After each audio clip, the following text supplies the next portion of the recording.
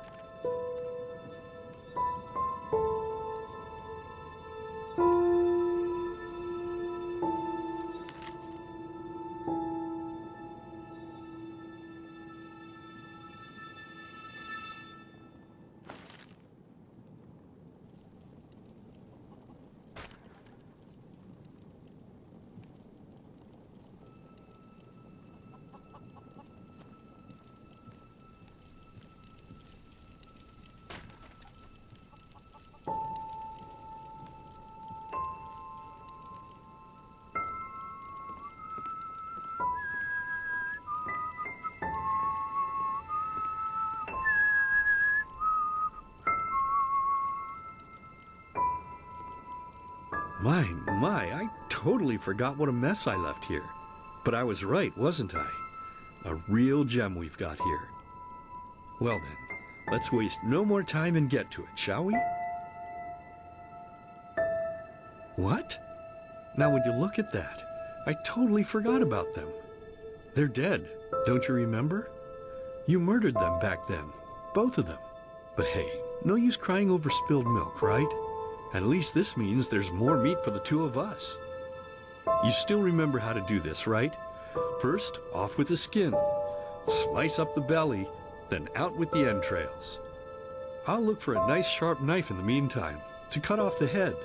I don't think either of us wants to eat that, do we?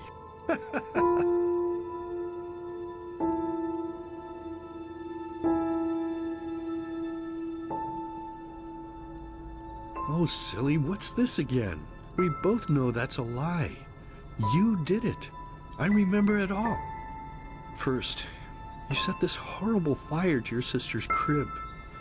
She screamed and screamed, and Mommy heard it, but when she finally got there, nothing was left of her but burnt flesh. And, oh gosh, do we really need to go through this again? You know how sad it makes me when you do this. You killed them, period. No matter how often you tell me you didn't, it changes nothing. You hear me? Nothing. Now please, let's start cooking. I'm so bloody damn hungry.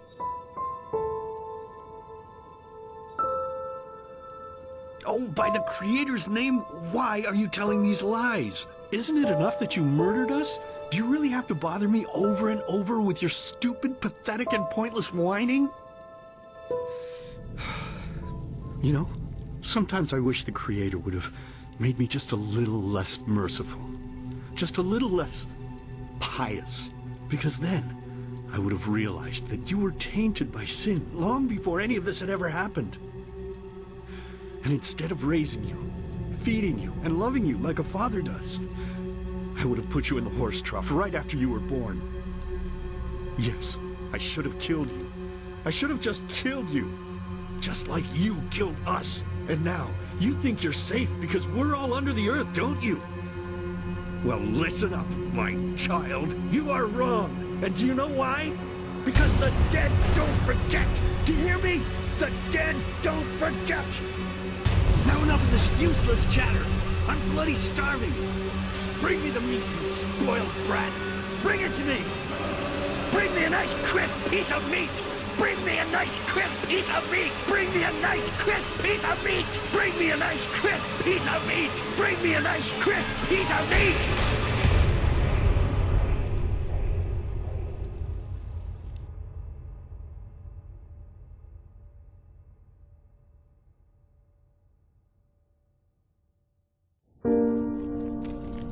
Let's begin with a question. It might sound simple to you at first, but I pray you to think about it. What distinguishes a free man from a slave? For now, however, let us start this story where another one ended 3 years ago, with the death of the Lightborn. For 4,000 years they had reigned over this world, 7 arcanists who, through their magic, had acquired eternal life. In a time of chaos, they gave mankind what they thought it needed most, to be ruled over with an ironclad, fair hand. Within just 1 century, they united the shattered lands, and a single century later, their human origin was forgotten. They became gods, or Lightborn, as they let themselves be worshipped as. Yet the longer they reigned, the louder the voices grew that accused them of tyranny. The loudest being that of Naranzul Aranthiel. And he succeeded in achieving what was once thought impossible. He gathered an army, overturned the Lightborn, and gave back freedom to mankind. However, the price for this was high, because where there are gaps of power, fights erupt. As such, this world grew into what it is today, shattered, riven, and broken into pieces.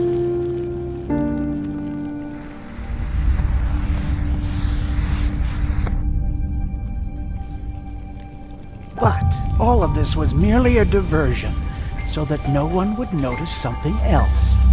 The death of the Lightborn had set something into motion, a clockwork. Having long stood still, its gears now once again slowly began to turn. This is the story of someone who wanted to be free.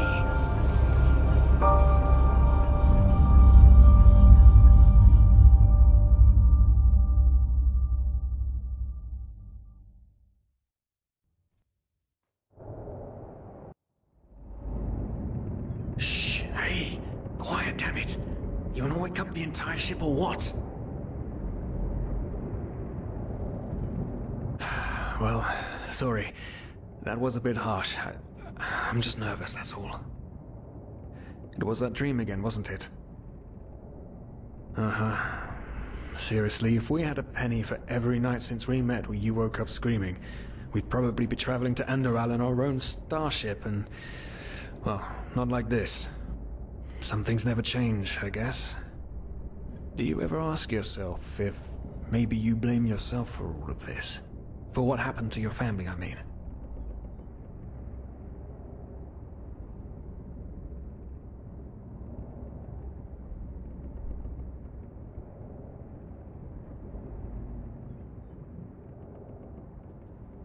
As determined as ever. I guess you're right. But... who knows? Maybe everything is going to be different now. It's strange, isn't it? The way life sometimes goes. Now, if you had told me that a few weeks ago, I would have at the very least called you insane. But if the stories are true, there's no better place for a fresh start. Can you believe it? Apparently there aren't even any slaves on Enderal. It's amazing. Only this whole blind passenger thing is making my head ache.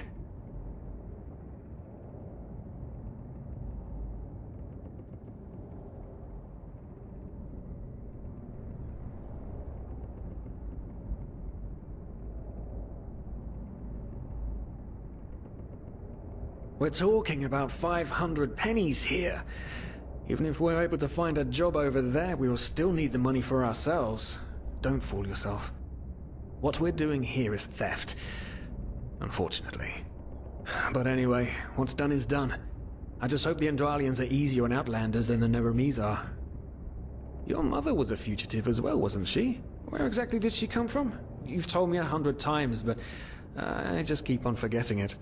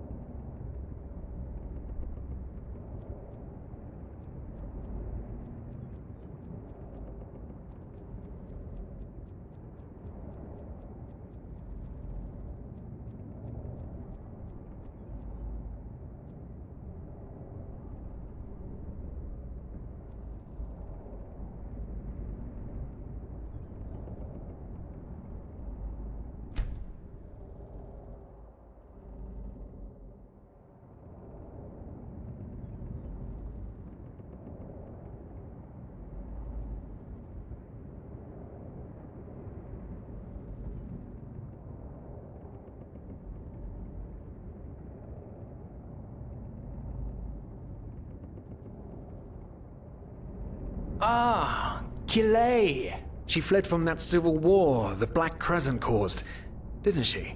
Ironic, isn't it? Seems some parents pass on their fates to their children. Anyway. Whew, I'm gonna hit the hay for an hour or so. It's your turn to stand... Wait. You hear that? Shit.